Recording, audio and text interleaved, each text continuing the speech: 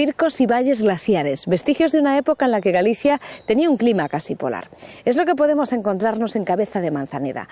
En su cumbre, a más de 1.700 metros de altitud, ya solo nieva unos pocos meses al año.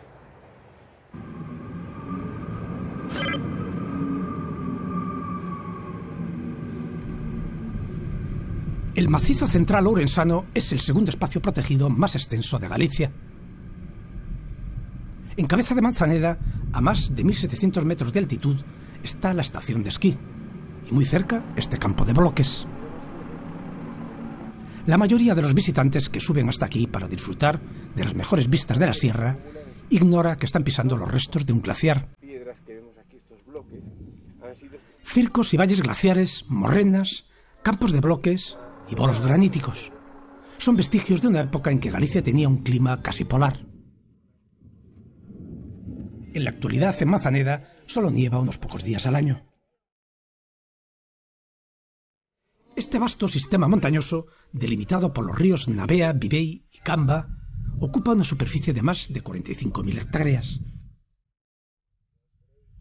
Es el territorio más despoblado de Galicia, una sucesión de sierras, cañones fluviales y valles estrechos donde se esconden unas pocas aldeas que hasta el siglo pasado vivían del pastoreo y del cultivo de la castaña.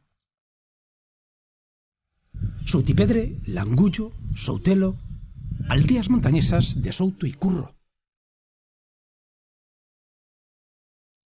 En Cernado hay más casas que vecinos, como en muchos lugares de estas montañas. Casas de granito apiñadas, de muros recios y escasas ventanas.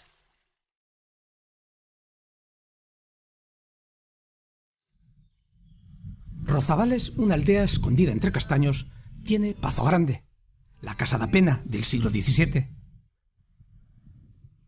Pero Rozabales aparece en las guías de turismo por un árbol, el abuelo de Pumbariños, el castaño más grande, más majestuoso y quizá el árbol más longevo de Galicia. Su edad puede superar los 1000 años. El tronco del abuelo tiene un perímetro de 12 metros. Hace falta 10 personas con los brazos extendidos para rodear el tronco de este gigante del reino vegetal.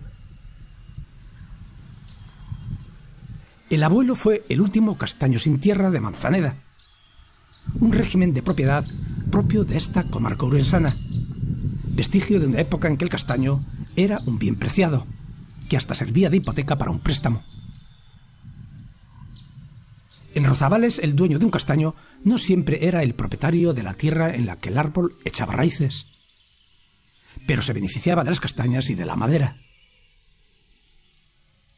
En el Souto de Rozabales hay muchos castaños centenarios, que se salvaron de la tinta y del cancro, las plagas que asolaron muchos soutos de la comarca. Fue declarado monumento natural por la Xunta. Las aldeas de Manzaneda están rodeadas de soutos, y existe una ruta senderista que pasa por algunos de los bosques de castaños más extensos de Manzaneda. Muy cerca de Rozabales está la villa medieval de Manzaneda, con su puerta de acceso, sus casas señoriales, estrechas calzadas y pasadizos. La muralla y la fortaleza de la que se conservan importantes vestigios son del siglo XII. Fue destruida por las revueltas irmandiñas y más tarde reconstruida. Toda la pedra de la muralla, o bien casas apoyaron contra la muralla, que son las casas de los trabajadores, que los labregos que se fueron apoyando aprovechando ese sostén que tenía la muralla. Otra pedra se ha utilizado para infraestructuras de la época, como pueden ser la carretera de entrada, una parte que había que salvar un desnivel, se hizo todo un muro de contención con esa pedra, que está debidamente, digamos, reconocido donde está. Y otra que, bueno, fue a parar a otros lados. Tanto la torre, que es una parte que está caracterizada como la torre queda solamente los cimientos. La muralla tenía 400 metros de longitud. Solo se conservan 100 metros. La Porta da Vila es la única que permanece en pie de las 3 que tenía la muralla. La villa medieval guarda otra sorpresa: la Casa de la Torre, con sus hermosos balcones y su llamativa cornisa.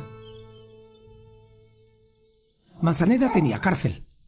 Fue construida en el siglo XVI por los condes de Ribadavia. Fue restaurada recientemente para dedicarla a les. El ayuntamiento ha diseñado un pequeño circuito interpretativo a lo largo de los puntos de interés del casco histórico medieval.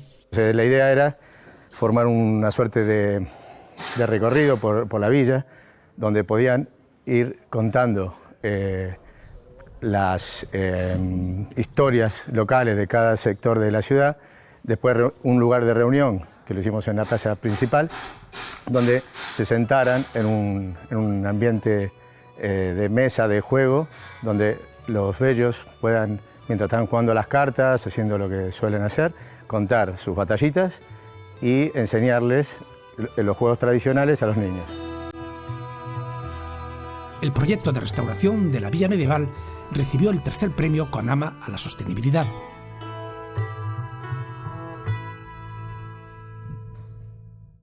Nos vamos, señores. Gracias por acompañarnos una semana más en el canal internacional de Televisión Española. Nos vemos en 7 días. Hasta entonces pueden seguirnos a través de la red. Cuídense mucho y que sean felices.